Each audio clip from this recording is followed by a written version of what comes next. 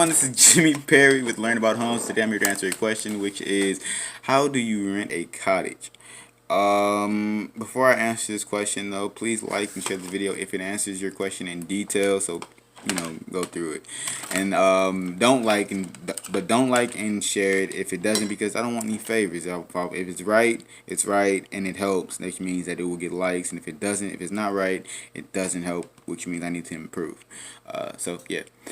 So how do you rent a cottage?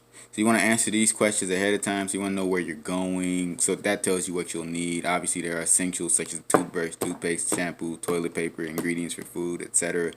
And then you want to know when you're planning to leave and return, so that'll give you an idea of how much it's going to cost. And you also want to know who's coming with you, because you need to know how big the cottage needs to be. Do you need any amenities? Do you need, like, Wi-Fi, stuff like that?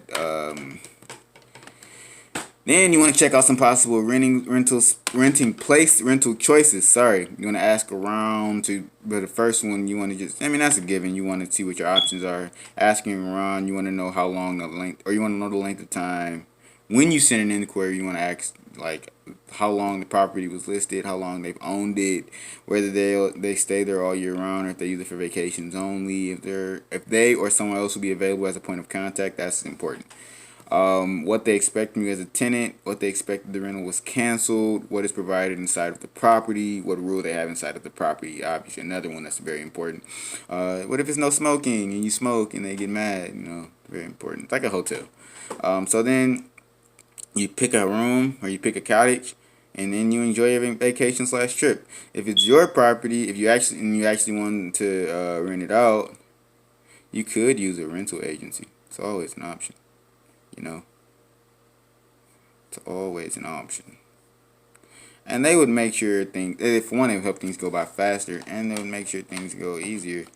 And you have someone, because you have someone holding your hand during the entire time. And then you can do it yourself. If you set it up yourself, you have to do all the work yourself, basically become part of the hospitality industry rather than having someone else do it for you. You want to consider the setup costs of doing that, which aren't pretty high. You also want to make sure you can be competitive with pricing.